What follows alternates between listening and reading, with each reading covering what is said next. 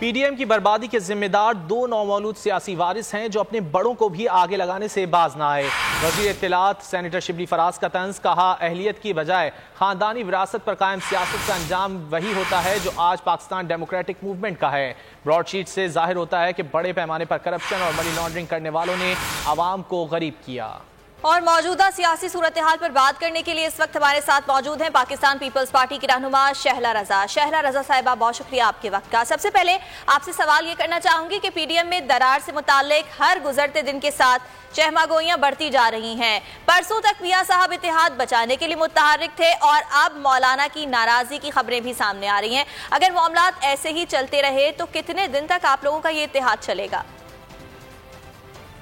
میں نہیں سمجھتی کہ کوئی ایسی بات ہے،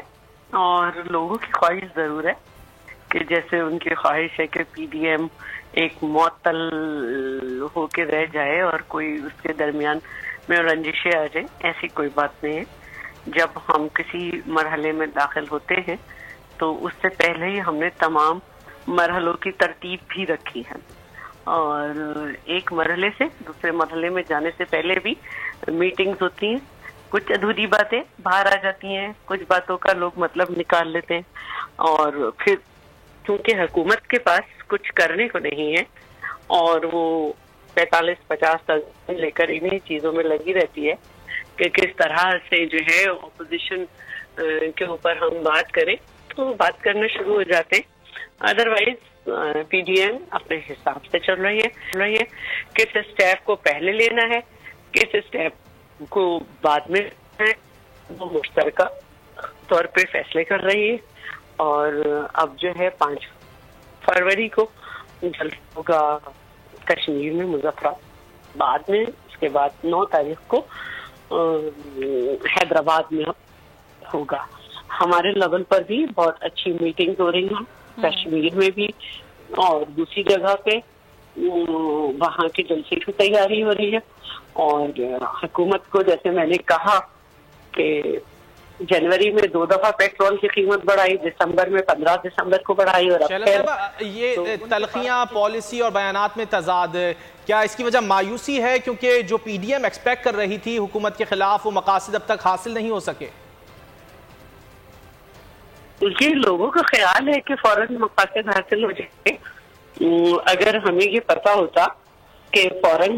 مقاصد حاصل ہو جائیں گے تو پھر ہم اس کے مرحلے نہ بناتے ہیں کہ پہلے جلسے کرنے ہیں، پھر علامتی مظاہرے کرنے ہیں، پھر اس کے بعد جو ہے ہم نے جو ہے چھوٹے دھرنے دینے ہیں علامتی، پھر اس کے بعد جو ہے وہ ہم نے لانگ مارچ کرنی ہے، پھر اس کے بعد آخری آپشن ہم استعفے کا استعمال کریں گے۔ نہیں، ہم سب کچھ پہلے ہی مرحلے میں کر لیں گے تو یہ ہم مختلف مرحلے کیوں اناؤنس کرتے ہیں؟ یہ تو لوگوں کی اپنی سوچ ہے کہ وہ ایک اسٹیج سے کھڑے ہو کر اپنے عوام کو، اپنے لوگوں کو جوش دلانے کے لیے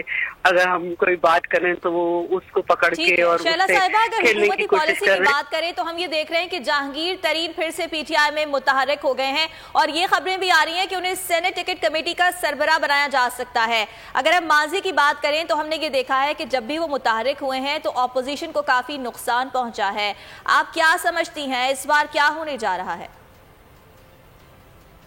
دیکھیے، پی ٹی آئی جو ہے وہ اے ٹی ایم کے بغیر نہیں چل سکتی، اور انہوں نے جس طرح سے جہانگیر ترین جو ہے وہ نااہل ہے تا حیات، اس پہ جے آئی ٹی بننی تھی، آج تک وہ بھی نہ بن سکی، پھر جہانگیر ترین کو باہر نکالا گیا، تو یہ کیا تھا سب؟ صادق امین جو ہے وہ کس طرح سے اس طرح ایک آدمی کو جو کہ مستند جو ہے وہ امین نہیں ہے، خائن ہے سپریم کورٹ کی طرف سے، پارٹی میں کس طرح سے کر سکتے ہیں ایکٹیو؟ اس کا مطلب ہے کہ کام نہیں ہو رہا، تو وہ یہ کریں گے اور یہ ان کی پرانی عادت ہے، پھر چھپ جائیں گے، پھر کوئی اکبر پیپلز پارٹی کی رہنما شہلا رضا صاحبہ ہمارے ساتھ موجود تھی، آپ کا بے حد شکریہ۔